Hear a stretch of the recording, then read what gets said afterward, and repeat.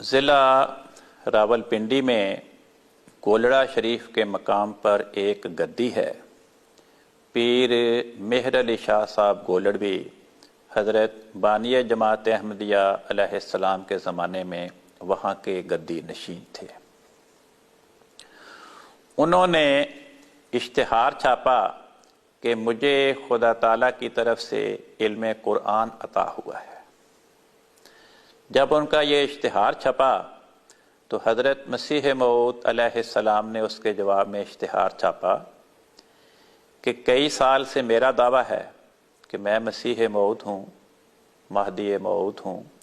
اور مجھے خدا تعالیٰ نے اپنی جناب سے قرآن کریم کے حقائق و معارف سکھائے ہیں۔ آپ اشتہار میں کہتے ہیں کہ آپ کو بھی خدا تعالیٰ علم قرآن سکھاتا ہے، تو پبلک کے لیے اب اشتباہ پیدا ہو گیا کہ آپ کو سکھاتا ہے یا مجھے سکھاتا ہے۔ اس لیے پبلک کو حقیقت حال سے مطلع کرنے کے لیے ضروری ہے کہ میرا اور آپ کا عربی زبان میں فصیح و بلیغ قرآن کریم کی تفسیر لکھنے کا مقابلہ ہو جائے۔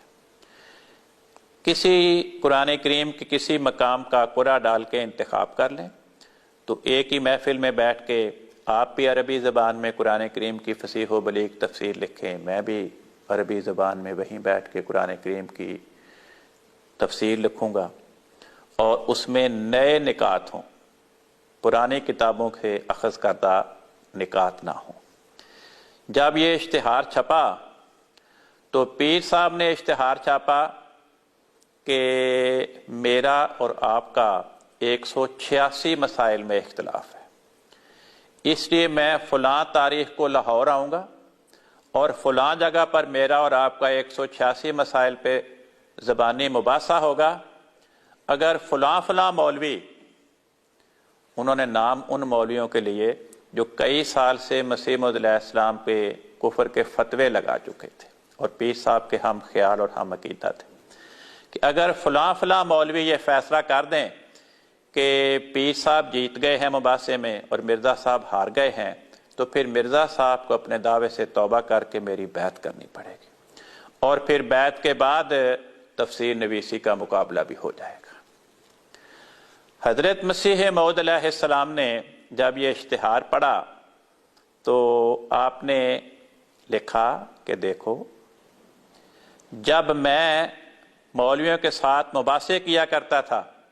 اس وقت تو پیر صاحب کو خیال نہیں آیا کہ میرے ساتھ مباحثہ کریں۔ جب خدا تعالیٰ نے مجھے الہاماً منع کر دیا کہ آئندہ کسی مولوی سے مباحثہ نہیں کرنا، چنانچہ آپ نے آئینہ کمالات اسلام میں بھی اس کو درج فرمایا کہ مجھے خدا تعالیٰ نے مولویوں کے ساتھ مباحثات کرنے سے منع فرما دیا۔ پھر آپ نے اپنے کتاب انجام آتم میں بھی تحریر فرمایا کہ مجھے خدا تعالیٰ نے مولویوں کے ساتھ مباحثات کرنے سے منع فرمایا۔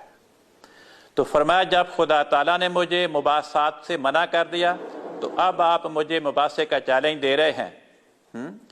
تو اور مقصود کیا ہے؟ پیر صاحب کے دل میں نیت یہ تھی کہ ہم نے مباحثے کا چیلنج دیا، اگر مرزا صاحب مباحثے کا چیلنج قبول کریں گے تو ہم کہیں گے دیکھا جو پہلے الہام شائع کیا تھا کہ مجھے خدا نے منع کہ وہ الہام جھوٹا تھا، اور اگر ہمارے مباحثے کا چیلنج قبول نہیں کریں گے ہم کہیں گے دیکھا جی ہم مباحثے کے لیے بلا رہے ہیں اور یہ ہمارا مباحثے کا چیلنج قبول نہیں کرتے۔ حضور نے فرمایا اس لیے میں آپ کے سامنے یہ تجویز کرتا ہوں کہ آج سے ہی میں بھی 70 دن کے اندر اندر سورت فاتحہ کی عربی زبان میں فصیح و بلیغ تفسیر لکھوں گا، آپ بھی آج سے 70 دن کے اندر اندر سورت فاتحہ کی عربی زبان میں فصیح و بلیغ تفسیر لکھیں۔ اور فرمایا کہ اگر آپ نے 70 دن کے اندر اندر میری تفسیر کے بالمقابل آپ نے بھی عربی زبان میں فصیح و بلیغ سورۃ فاتحہ کی تفسیر لکھ دی تو میں آپ کو 500 روپیہ انعام دوں گا۔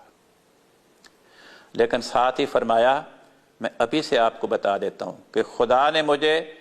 الہاماً خبر دی ہے کہ منعہ مانع من السماء، میرے مقابلے میں سورۃ فاتحہ کی عربی زبان میں فصیح و بلیغ تفسیر لکھنے سے خدا نے منع کر دیا ہے، کوئی میرے مقابلے میں تفسیر نہیں لکھ سکے گا 70 دن کے اندر اندر۔ چنانچہ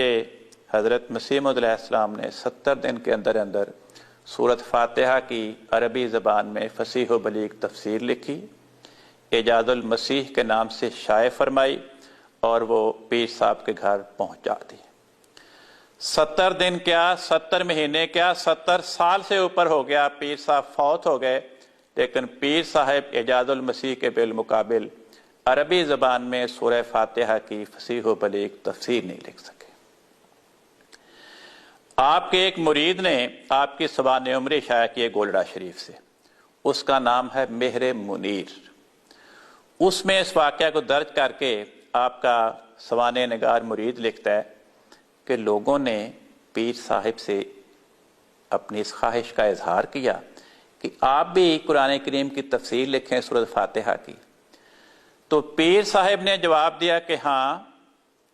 میں نے بھی سورہ فاتحہ کی تفسیر لکھنے کے لیے اللہ تعالیٰ کی بارگاہ میں توجہ کی تھی،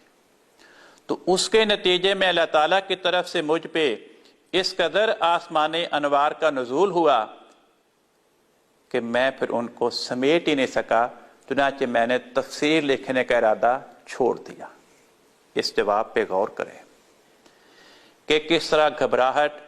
اور پریشانی کی حالت میں یہ جواب تراشا گیا ہے،